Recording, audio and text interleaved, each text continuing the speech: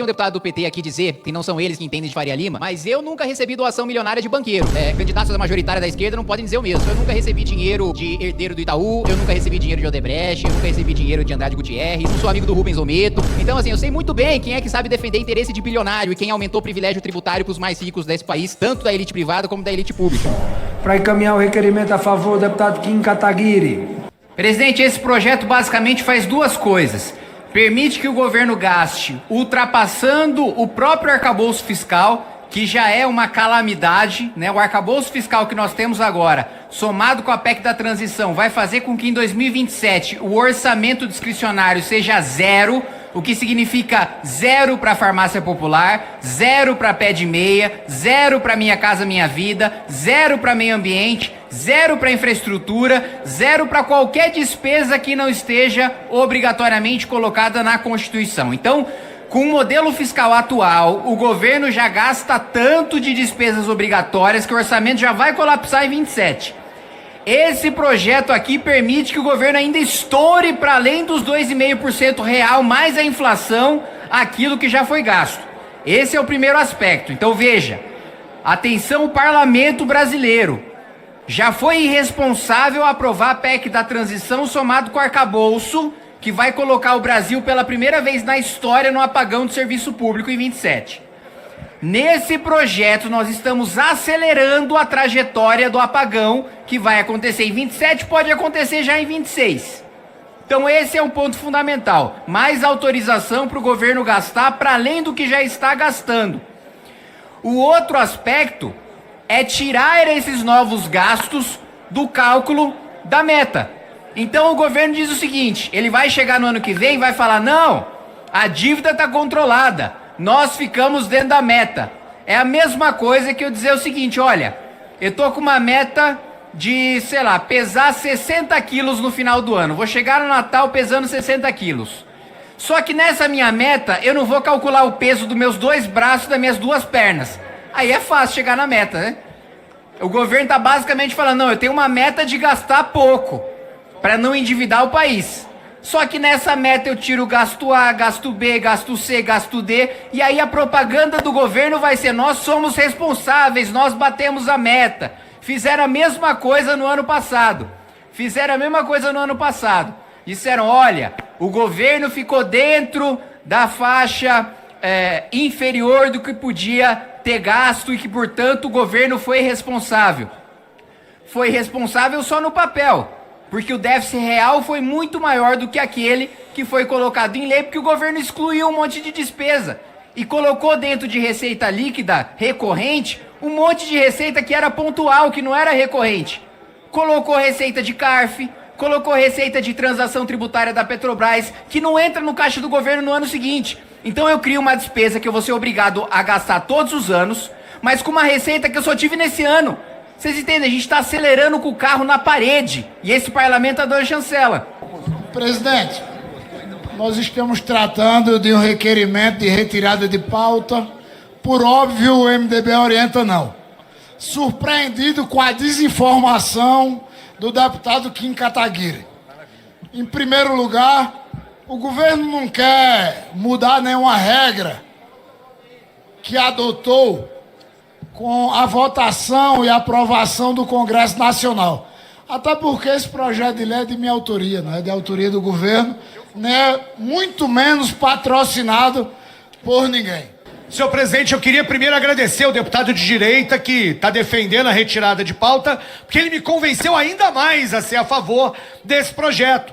Os problemas que ele aponta são problemas do arcabouço fiscal. E aqui, para começo de conversa, nós precisamos sim resolver a questão da manutenção dos mínimos em educação e em saúde. Interessante que para essa turma aí da extrema-direita, dos fascistas e bolsonaristas, só não pode limitar o governo gastar com juros e com pagamento de dívida, que é o dinheiro que volta para os super ricos, que voltam para aqueles que financiam a campanha de vocês. Agora, por que que então está defendendo isso? Porque no final das contas, quando vai taxar super rico, não pode taxar. Senhor presidente e senhores deputados, mais uma vez eu venho até aqui. Este é aquele tipo de discurso que eu recorto para mostrar daqui a 2 anos o que aconteceu a consequência daquela votação. Porque sempre que a gente discute orçamento nessa casa, sempre que a gente discute arcabouço, lei de responsabilidade fiscal, 113 do ADCT, primeiro que a maior parte dos parlamentares nem se interessam em relação ao que está sendo votado, né? Não sabe nem a proporção daquilo que está sendo gasto, o que é. Eu arriscaria dizer, eu apostaria, que o parlamentar médio não sabe explicar o arcabouço fiscal e votou. Para fora, pior ainda, vai entrar em orçamento, em 5% de fundo social, em banda superior de 70% da receita corrente líquida que bate no teto de 2,5% do arcabouço. Pior, as pessoas vão entender não só o que está acontecendo aqui hoje, mas o que aconteceu com a aprovação da PEC da transição e do arcabouço fiscal quando faltar água e luz no Ministério. Quando tiver corte de 100% em CAPES, 100% em CNPq, aí as pessoas vão entender o que está acontecendo nesse país e o que esse parlamento está aprovando a pedido do governo Lula.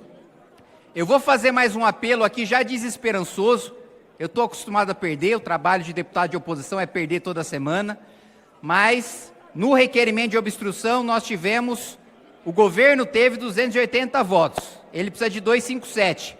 Não são muitos os parlamentares que precisam colocar a mão na consciência e entender o que a gente está fazendo de acelerar o carro do orçamento público em direção à parede, para a gente colocar um freio nisso. Se nós queremos priorizar saúde e educação, a gente tem que cortar gasto inútil, a gente tem que cortar 150 bi de privilégio tributário para os mais ricos, que hoje o PT diz que é contra. Mas quando o Lula pegou o governo, o gasto tributário estava em 3%. Quando o PT devolve o governo, ele devolve com 7%. Então os privilégios para bilionários que hoje eles dizem combater, foram eles que criaram. Já começa aí. Vamos investir em saúde e educação? Vamos. Então por que a gente não economiza 15 bi com super salário? Ninguém do núcleo duro da base de esquerda do governo assinou a minha PEC para acabar com super salário de juiz e promotor e com férias de 60 dias. Esse enfrentamento não se tem coragem de fazer. Não se enfrenta nem a elite pública, nem a elite privada. É só discurso. Não, vamos contra os mais poderosos, vamos contra os mais ricos. Na hora de votar, o governo disse que gasto tributário era prioridade. Está falando isso desde o começo do mandato. Já vai terminar o mandato do Lula, nada de cortar gasto tributário. Primeiro falaram, não, é 800 bi. Agora estão falando em cortar 15 bi. Porra, que coragem de enfrentar bilionário, né? Por isso meu voto contra.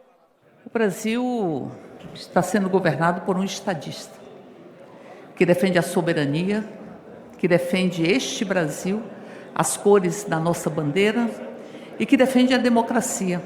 Das políticas, nós aprovamos aqui uma medida provisória de mais especialistas, porque é a demanda da própria população, vocês não escutam a população. Por isso aprovaram a PEC da bandidagem.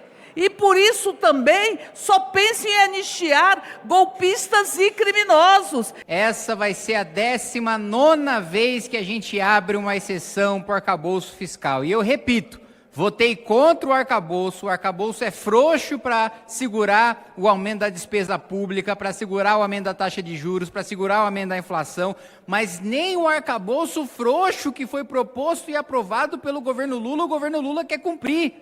E mais uma vez eu repito, não tem nenhum problema em gastar mais com qualquer serviço público, desde que você corte o turbilhão de gastos inúteis e de privilégios que nós temos para a elite pública e a elite privada.